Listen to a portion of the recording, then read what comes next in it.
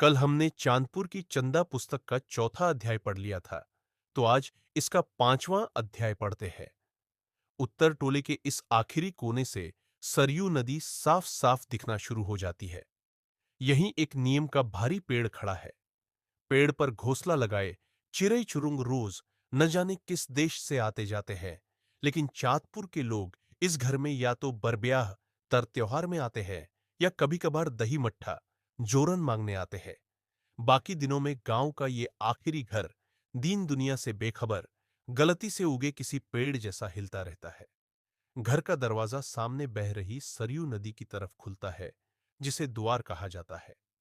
द्वार पर बरामदा नहीं बना है, बल्कि बांस पतलों और लकड़ी से तैयार हुई एक मड़ई खड़ी है, जिसमें खटिया चौकी मच्छरदानी साइकिल टॉर्च रेडियो रखने भर की जगह है।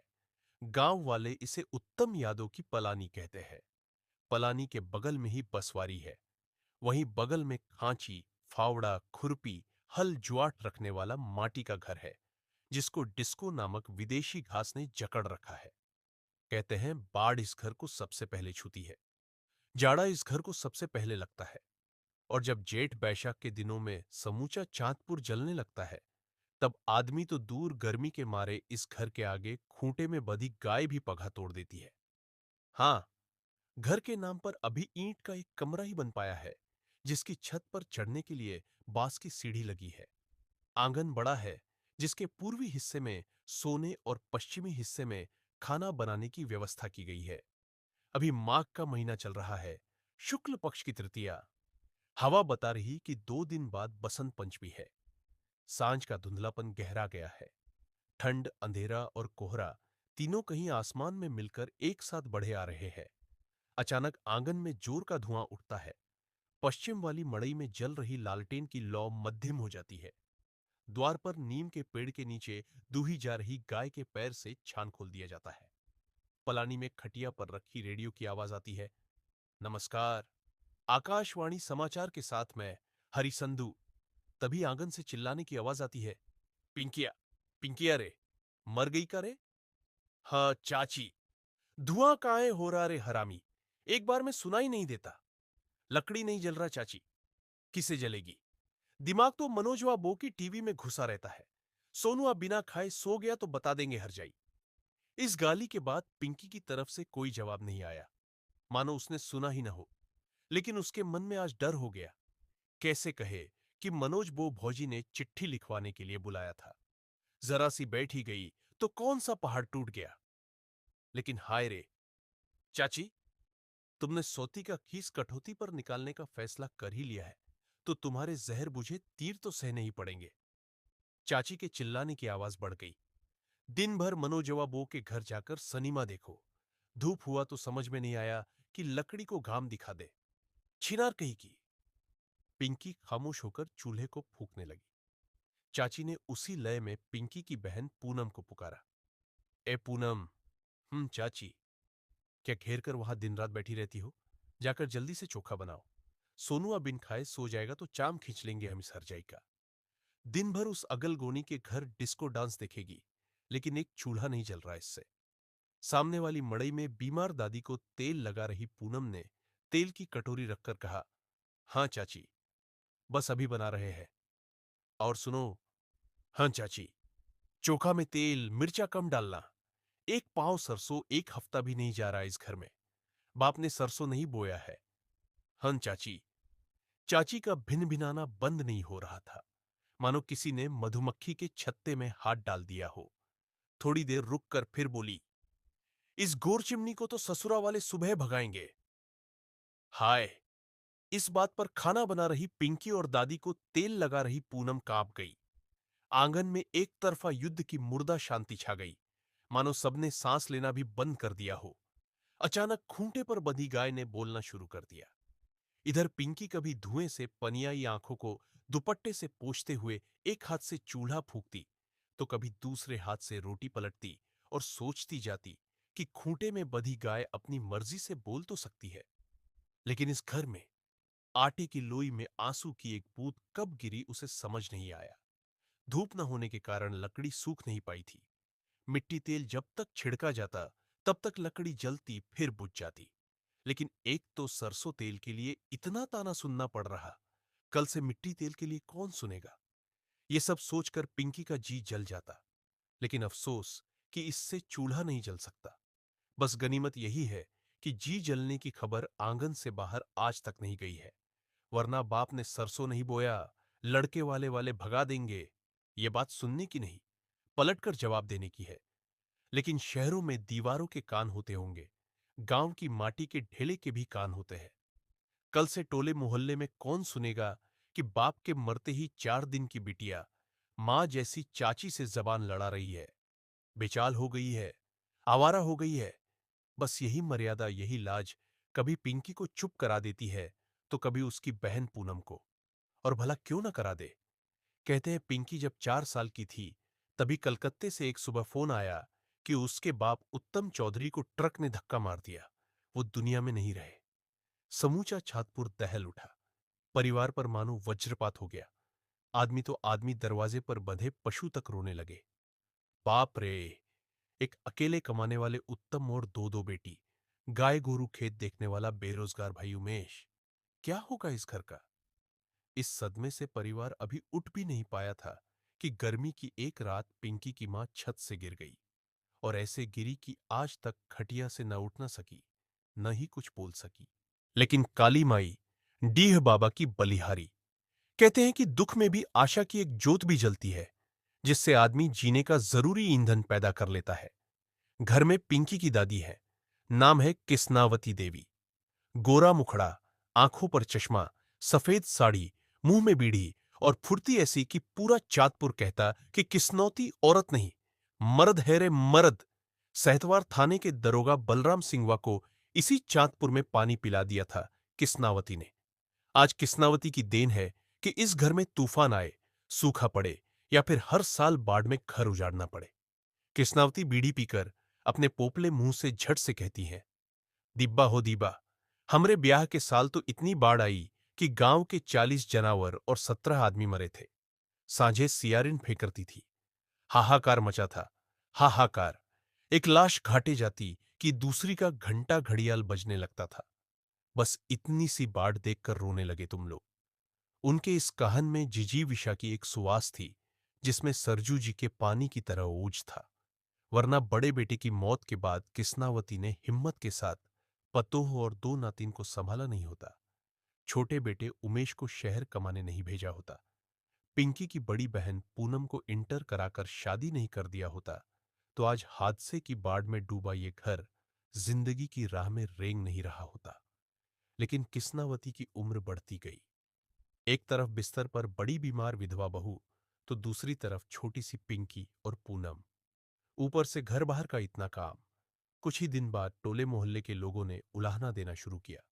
ए किस्नौती, कब तक गोबर पाटकर हाथ ठेठाओगी? पहले पतोह उतारो पतोह। उमेश का ब्याह करो, तुमको आराम मिलेगा। ये बात किस्नावती के समझ में आ गई। एक हफ्ते बाद किस्नावती ने छोटे बेटे उमेश की शादी पास के ही गांव बलिहार में तय कर दिया। शादी के दिन सहतवार के चैनराम बाबा मंदिर में रामगढ़ की टिकरी बटी। बलिया के मीना बाजार से किस्नावती ने छोटकी पतोह के लिए बक्सा खरीदा। फजलुआ की बैंड पार्टी का नचनिया ऐसा लहरदार नाचा कि साहतवार के बड़का बाऊ साहेब पप्पू सिंह भी नरभसा गए। और अगले दिन डोली में बैठकर उमेश की मेहरारू छातपुर आ गई। नाम था मैना देवी। छुरी जैसी आंखें, वैसे ही नाक और वैसे ही जबान। चाल में तेजी ऐसी कि आज शादी के 6 साल बाद भी समूचा चाँदपुर कहता है, अलबत्ता मेहरारू पाया है उमेशवा। नागिन फेल है नागिन। लेकिन किस्नावती के आगे किसी नाग नागिन की एक न चली। मैना देवी के आते ही किस्नावती ने झट से समझाया, देख मैना, तोर जेठानी बीमार है और ये लक्ष्मी पार्वती जिसन 2 बेटी है। कवनो दिक्कत हुआ तो खाल खींच लेंगे हम तुम्हारा। बाप रे! बलिहार में हल्ला हो गया कि मैनवा की सास तो उससे भी बड़की खिलाड़ी मिली है। सास भी नहीं लेने देती उसको। कुछ साल बीते। मौत, दुर्घटना और शादी के बाद धीरे धीरे इस घर में खुशियों के पर लगने शुरू हो गए। काली माई डीह बाबा की कृपा से सब कुछ ठीक चल रहा था। नून, तेल, लकड़ी की कोई कमी न थी। देवता पितर की कृपा हुई। जनवरी में उमेश को बेटा हुआ। किस्नावती मारे खुशी के नाचने लगी। घर में लाउडस्पीकर लगा। पिंकी ने ढोलक बजाकर गाया, कहवा में राम जी जन्म लिहले, कहवा कन्हैया जन्मे हो। सारा चांदपुर जानता था कि किस्नावती की पोती ने कुंडल खा लिया है। छठीहार के दिन लौंडा नाच हुआ। फजलुआ को किस्नावती ने पैर से छागल और 51 किलो गेहूं दिया। रे फजलू, खूब नचाओ अपने नचनिया को। जय हो भिरगू बाबा, जय हो बलेसर बाबा। अनहरिया में पड़े चांदपुर के इस कोने को अंजोरिया से भर दिया। हमरे उत्तिम बाबू फिर हमरी गोदी में आ गए। हे गंगा माई, कार्तिक में जोड़ा चुनरी और पीठा चढ़ाएंगे। देखते ही देखते चांदपुर के इस सूने कोने में 4 चांद लग गए। पूनम पिंकी की आंखों से रक्षाबंधन को निकलने वाले आंसू थम गए और दोनों बहनों ने चचेरे भाई का नाम रख दिया, सोनुआ। सोनुआ 4 साल का हुआ कि ईश्वर इस घर की रौनक बर्दाश्त न कर सका। एक रात पेशाब करने गई किस्नावती को लकवा मार गया। उत्तर टोले में हुआ हल्ला, जल्दी जल्दी सुखारी डॉक्टर को बुलाओ रे, किस्नौत आजी को हवा मार दिया, अब बहुत दिन बचेगी नहीं। सुखारी डॉक्टर ने बलिया भेज दिया। दोपहर तक बलिया सदर अस्पताल के डॉक्टरों ने उमेश को जवाब दे दिया, ले जाइए, दवाई खिलाइए। उम्र 80 साल के ऊपर हो रहा है, अब केवल भगवान भगवान करिए, ऊपर वाले ही रक्षा करेंगे। इतना सुनते ही दिन भर गाय भैंस खेत और मजदूरी में उलझे रहने वाले उमेश जमीन पर बैठ गए। पिंकी की मां अपने खटिया के बगल में लेटी सास की खटिया देखने की हिम्मत न कर सकी। पिंकी और पूनम को तो समझ में नहीं आया कि अब मां को पकड़कर रोई या दादी को। ईका के बाबा चैनराम, कवन पाप किए हम लोग। किस्नावती औरत नहीं, देवी थी, देवी। यही तो थी कि जिंदगी के धूप में घड़ी भर चैन मिलता था। आज आप उन्हें भी खटिया पर बैठा दिए। कहते हैं इस घटना के ठीक 20 दिन बाद घर के चाबी की रिंग बदल गई। मालकिन बन गई मैना देवी। उस चाबी से घर के खाली बक्से और तिजोरी तो खुल गए, लेकिन बंद हो गया पिंकी के भीतर उत्साह, मासूमियत, उम्मीद का वो ताला, जो किस्नावती के ठीक रहने से खुला रहता था। आजकल पिंकी हो या पूनम या उमेश, सब कम बोलते हैं। विधवा मां ने बोलना उसी दिन बंद कर दिया जिस दिन वो छत से गिर गई थी। न जाने कौन सी ग्रहदशा चल रही है कि आज इस घर में हंसी की आवाज गूंजे जमाने हो गए हैं। आजकल पिंकी खाना बनाती है, सोनू को स्कूल ले जाती, ले आती है। घर का सारा काम करने के बाद पढ़ाई भी कर लेती है। उससे जरा सी फुर्सत मिलते ही बगल वाली मनोजबो बौजी की चिट्ठी लिखाती है। कोई स्वेटर का नया डिजाइन सीख आती है। रामकिसुन बो आजी का अचार लगा आती है। उनकी मझली पतोह गुड़छुआ बो का आईब्रो बना देती है। टोले में शादी ब्याह हो तो ढोलक बजाकर गीत भी गा आती है। लेकिन घर आने पर हरजाई हो गई, छिनार हो गई। सनीमा देखेगी, गाना गाएगी। पिंकी सांस नहीं लेती, वो देखती है। एक तरफ बीमार मां, मरणासन्न दादी और इन दोनों की सेवा करती बेवा जैसी बहन पूनम। उसे याद आती है पूनम की शादी। गांव भर की लड़कियों और रिश्तेदारों को मेहंदी लगा लगा कर थक गए उसके हाथों ने ढोलक बजाकर जब गाया, सावन मां से समधी काहे न आयो जी। तब पूनम के ससुर उधारी यादव ही नहीं, समूचा अचलगढ़ गांव के बराती वाह वाह करने लगे। हत्त दुल्हनिया की छोटकी बहनिया गजब गाती है। लेकिन आज देखने की हिम्मत पिंकी में नहीं बची है। शादी के 1 महीने बाद ही बड़की दया दिन रोज पूनम से लड़ने लगी। एक साड़ी में फाल लगाने तक नहीं आता रे इसको। ननद रोज लड़ती, रे करिए ठी, मुंह बंद रख अपना। और एक दिन तो सास ने यह तक कह दिया, कंगाल की बेटी न जाने नैहर से का सीख कर आई है, दाल भात तक नहीं बनता इससे। पूनम की आंखों से तो अश्रुधारा छूट गई।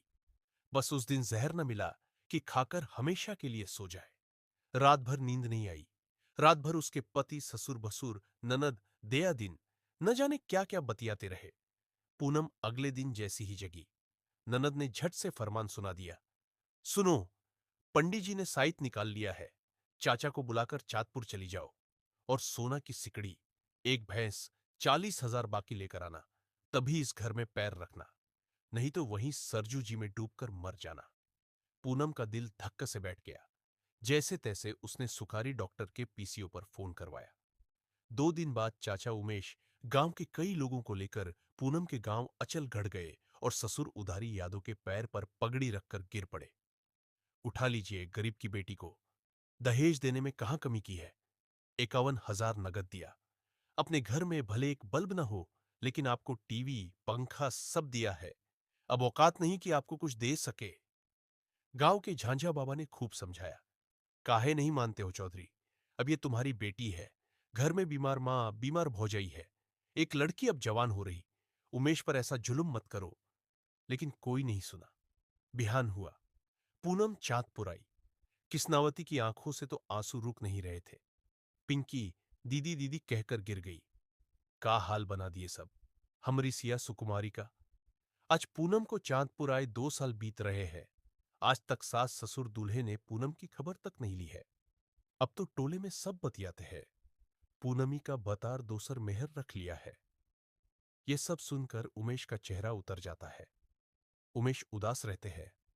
बहुत उदास। अभी घड़ी 9 बजाने को है। इस जाड़े पाले के दिन में चांदपुर 8 बजे ही खा पीकर सो जाता है। लेकिन उमेश पौने 9 बजे का समाचार सुनकर ही भोजन करते हैं।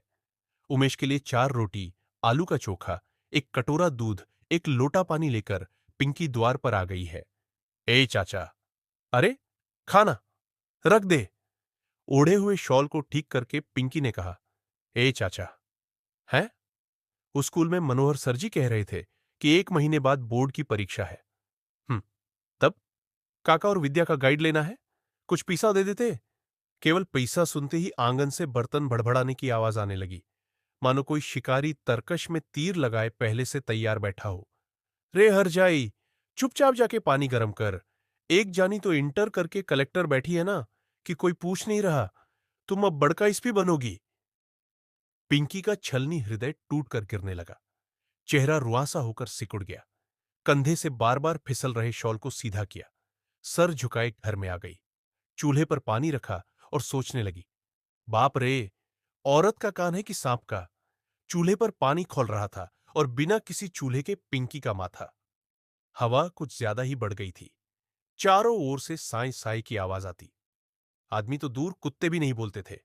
उमेश बोले। पूनम रे, माई के दवाई दे। कंबल रजाई ठीक से ओढ़ा। बहुत ठंड है आज। पूनम ने वहीं से जवाब दिया। चाचा, ओढ़ा दिए हैं।